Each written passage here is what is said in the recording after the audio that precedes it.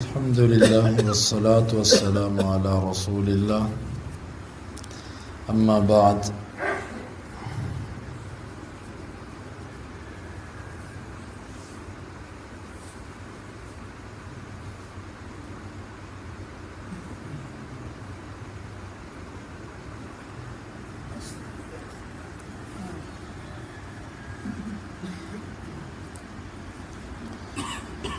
امام بخاری کہتے ہیں کہ ہمیں بیان کیا یحییٰ نے، وہ کہتے ہیں مجھے بیان کیا عبد الرزاق نے، وہ کہتے ہیں ہمیں بیان کیا ابن جریج نے، وہ کہتے ہیں مجھے خبر دی ابن شہاب نے، وہ عروہ سے عائشہ رضی اللہ عنہ سے ان رسول اللہ صلی اللہ علیہ وسلم دخل علیہ مسرورا، اللہ کے نبی صلی اللہ علیہ وسلم عائشہ رضی اللہ عنہ کے ہاں گئے خوشی کی حالت میں، تبرق اساریر وجہہ، آپ کے چہرے کے جو آثار تھے وہ چمک رہے تھے، فقال، پس آپ نے فرمایا الم تسمعی ما قال المدلجی، تو نے سنا نہیں مدلجی نے کیا کہا، لزید و اسامہ، زید اور اسامہ کے لیے، ورآ اقدامہما، اور اس نے ان دونوں کے قدموں کو دیکھا تھا، ان بعض هذه الاقدام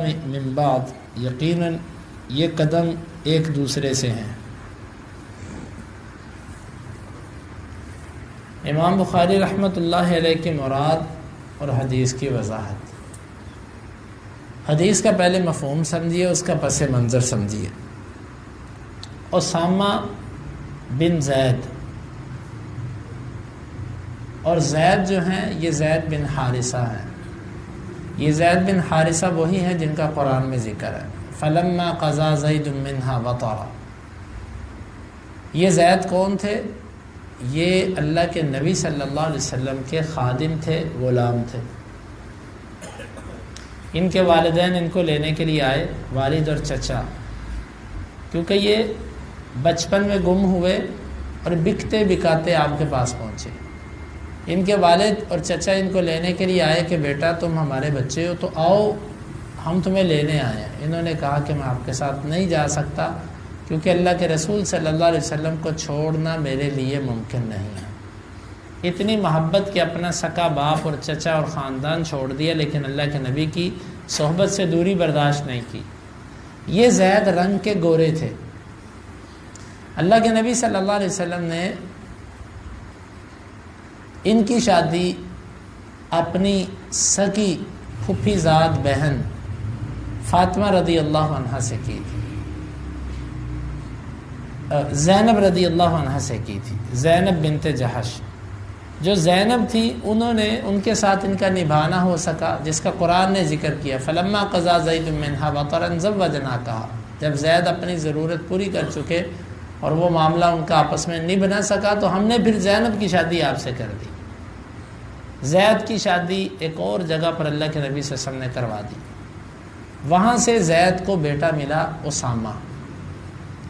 یہ اسامہ وہی ہے کہ جب اللہ کے نبی صلی اللہ علیہ وسلم آخری بیماری میں تھے تو آپ نے اپنے فوت ہونے سے چند دن پہلے اس اسامہ کو، جس کی عمر ابھی 17 سال کے قریب تھی، ایک لشکر کا سپہ سالار بنا کر بھیج دیا۔ اور یہ اسامہ ابھی مدینے سے نکلا ہی ہے کہ اللہ کے نبی صلی اللہ علیہ وسلم فوت ہو گئے، تو یہ اسامہ واپس آ گیا لشکر کو لے کر۔ ابو بکر صدیق رضی اللہ عنہ کے لیے سب سے پہلا مسئلہ جو خلافت سنبھالنے کے بعد پیش آیا وہ یہی تھا، اسامہ کی سپہ سالاری کو باقی رکھنا۔ ابو بکر رضی اللہ عنہ نے کہا کہ بھئی جو آخری قافلہ اللہ کے نبی صلی اللہ علیہ وسلم نے رخصت کیا تھا وہ رخصت ہو جائے، لیکن بڑے بڑے صحابہ کرام آ گئے، کہنے لگے کہ 17 سال کا بچہ آپ اس کو جرنیل بنا کر بھیج رہے ہیں، آپ کسی بڑے ماہر قسم کے جنگجو صحابی کو بنائیے، کیونکہ اللہ کے نبی صلی اللہ علیہ وسلم بھی فوت ہو چکے اور دشمن اگر ہمارے اوپر غالب آ گیا ایک جرنیل کے چھوٹی عمر کا ہونے کی وجہ سے تو بہت بڑی مشکل بنے گی۔ ابو بکر رضی اللہ عنہ کہنے لگے اللہ کی قسم، جس کو اللہ کے نبی سپہ سالار نامزد کر گئے ہیں میں اس کی جگہ پر کسی اور بندے کو کھڑا نہیں کروں گا۔ یہ وہ اسامہ ہے۔ اسامہ کا رنگ کالا تھا، زید جو باپ تھے ان کا رنگ گورا تھا۔ مشرکین نے اس کے اوپر یہ کہنا شروع کر دیا کہ اسامہ اس کا بیٹا ہی نہیں ہے، یہ کسی اور طریقے سے ہے۔ اللہ کے نبی صلی اللہ علیہ وسلم ان کن باتوں پہ پریشان ہوتے تھے۔ ایک دن ایسا ہوا کہ یہ باپ اور بیٹا دونوں ایک چادر کے اندر لیٹے ہوئے ہیں، چادر جسم پر سر پر ہے اور پاؤں ننگے ہیں۔ مجزز نام تھا بندے کا اور مدلجی، مجزز مدلجی یہ کنانہ قبیلے سے تھا اور یہ قیافہ شناسی کرتے تھے۔ قیافہ شناسی یہ ہوتا ہے کہ چہرے کے اور بدن کے ہاتھ پاؤں کے آثار دیکھ کے پہچان جانا کہ یہ فلاں کی اولاد ہے۔ جس طرح آج کھرے ہوتے ہیں، کھرا کیا ہوتا ہے یہ دیہاتی لوگوں کو پتہ ہے۔ مثال کے طور پہ چور آیا نا، چوری کر کے لے گیا، وہ پاؤں دیکھتے ہیں کہ یہ پاؤں کس کا ہے، پھر وہ کھرا ان کو اتنا تجربہ ہوتا ہے کہ وہ اس پاؤں کے نقش قدم پہ چلتے چلتے چلتے چلتے چور تک پہنچ جاتے ہیں۔ اس کو کہتے ہیں کھرا تلاش کرنا۔ یہ بھی قیافہ شناسی کی ایک صورت ہے۔ دیہاتوں میں آج بھی یہ سلسلہ چلتا ہے، شہروں میں نہیں ہے یہ، کیونکہ کچی جگہ پاؤں کے نشان پڑ جاتے ہیں، پتہ چل جاتا ہے۔ اللہ کے نبی صلی اللہ علیہ وسلم نے خوشی کا اظہار کیا کہ دیکھو، عائشہ رضی اللہ عنہ سے کہا سنا تو نے مدلجی نے کیا کہا؟ اللہ کے رسول نہیں پتا۔ اس نے کہا ہے کہ 4 قدم اس کو نظر آ رہے تھے، 2 اسامہ کے 2 زید کے۔ اس نے کہا یہ باپ بیٹے کے قدم ہیں، اس کو بھی نہیں پتا یہ کون ہے۔ چادر چہرے پر ہے، دونوں کے چہرے پر چادر ہے، صرف پاؤں ننگے ہیں۔ اس نے پاؤں دیکھ کر کہا کہ یہ پاؤں ایک دوسرے سے ہیں، یعنی باپ بیٹا ہیں یہ۔ اور اللہ کے نبی صلی اللہ علیہ وسلم کا چہرہ خوشی کی وجہ سے اتنا کھل کھلایا، یعنی کہ اتنا وہ منور ہوا کہ عائشہ رضی اللہ عنہ کہتی ہیں کہ ایسے چمک دمک رہا تھا آپ کا چہرہ۔ کس وجہ سے؟ کہ جو بات میں کہتا تھا مشرکین میں سے ہی ایک بندے نے اس کی تائید کر دی جس کا یہ رد نہیں کر سکتے، یعنی ان کے اپنے گھر سے اس کی گواہی مل گئی کہ ہماری بات ٹھیک نکلی۔ جس طرح کہ آج ہم بعض دفعہ سائنس اسلام کے کسی مسئلے کو اپنی تحقیق کے مطابق صحیح کہتی ہے، ہم اس پر خوش ہوتے ہیں۔ ہمارے خوش ہونے کی وجہ یہ نہیں ہوتی کہ سائنس نے یہ مسئلہ بتایا، بلکہ ہم خوش اس لیے ہوتے ہیں کہ دیکھو آج 1450 سال بعد سائنس ہمارے نبی صلی اللہ علیہ وسلم کی کئی بات کی تصدیق کر رہی ہے۔ اور اس میں ہمارا مقصد خوش ہونے کا صرف مشرکین اور کافروں کو جھوٹا کرنا ہوتا ہے کہ دیکھو جن پر تمہیں یقین ہے وہ بھی ہمارے نبی کی باتوں کو اپنے طریقے سے درست مان رہے ہیں۔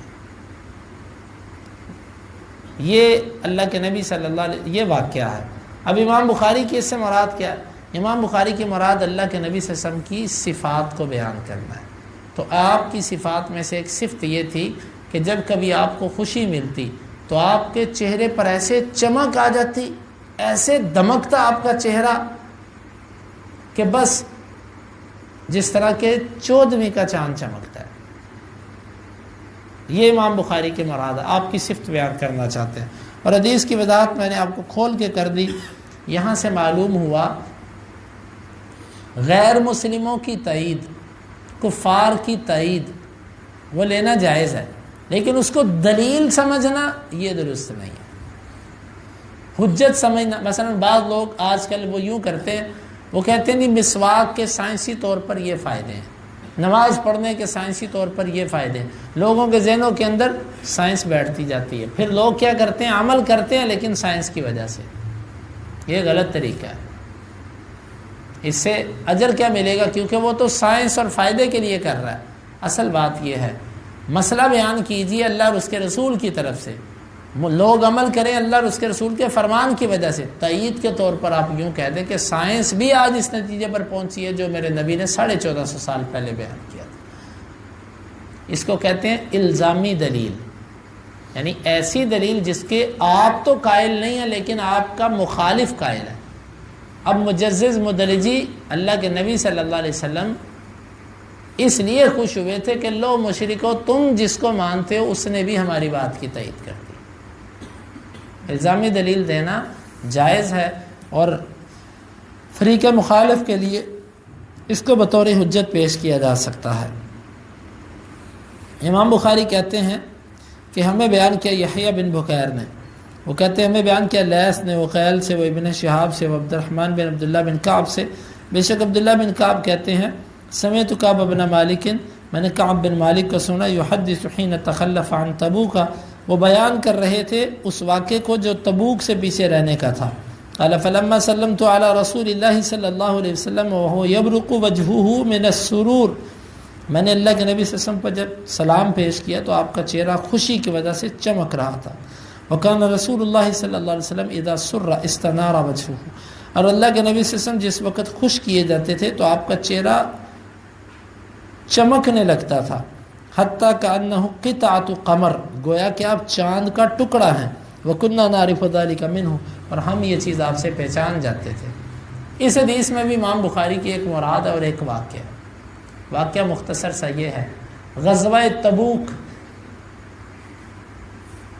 یہ بڑا مشہور واقعہ ہے۔ اللہ کے نبی صلی اللہ علیہ وسلم رومیوں سے جنگ کرنے کے لیے نکلے تبوک کے علاقے کی طرف۔ یہ لمبا سفر تھا،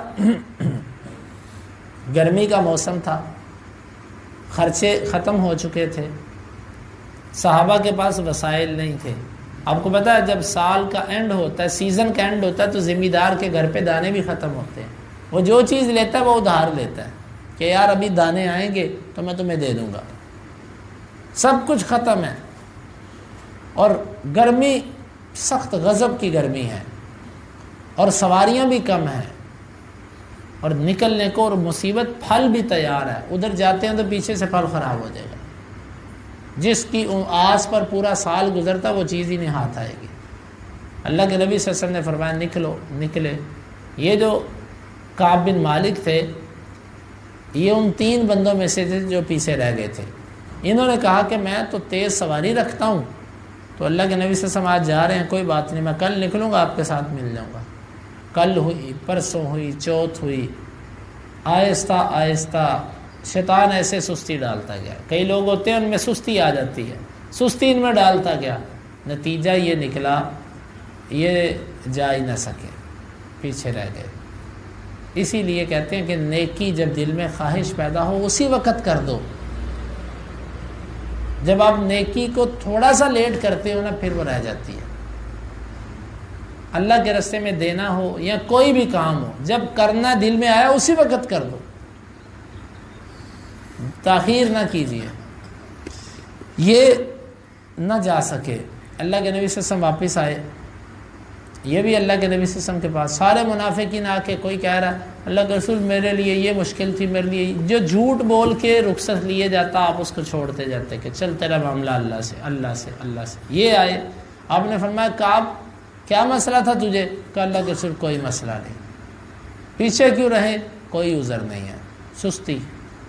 آپ نے فرمایا پھر تو پیچھے ہو جا، پھر تیرا فیصلہ اللہ کرے گا۔ یہ بھی، اور ان کے ساتھ ہلال بن امیہ اور مرارہ بن ربیعہ، یہ 2 صحابہ اور تھے، یہ پیچھے ہو گئے۔ 50 دن تک ان کے لیے سوشل بائیکاٹ رہا، یعنی آپ نے پہلے ویسے پیچھے کر دیا، پھر کچھ دنوں بعد آپ نے اعلان کیا ان سے کوئی گفتگو نہ کرے۔ 2.25 مہینے پورے مدینے میں ان سے کوئی بات نہ کرتا، حتیٰ کہ کہتے ہیں کہ میرا سب سے پیارا دوست میرے چچا کا بیٹا، میں اس کے گھر تو جا نہیں سکتا تھا کیونکہ اس نے دروازہ نہیں کھولنا تھا، میں اس کے باغ میں چڑھا دیوار پھلانگ کر، وہ وہاں پر تھا، میں نے اس پر سلام کیا، اس نے منہ پھیر دیا کہ میرے اوپر زمین تنگ پڑ گئی، اتنی مجھے تکلیف اس بات کی۔ یہ بہت بڑی سزا ہوتی ہے سوشل بائیکاٹ، یہ کبھی کسی کو ملی نہیں ہے۔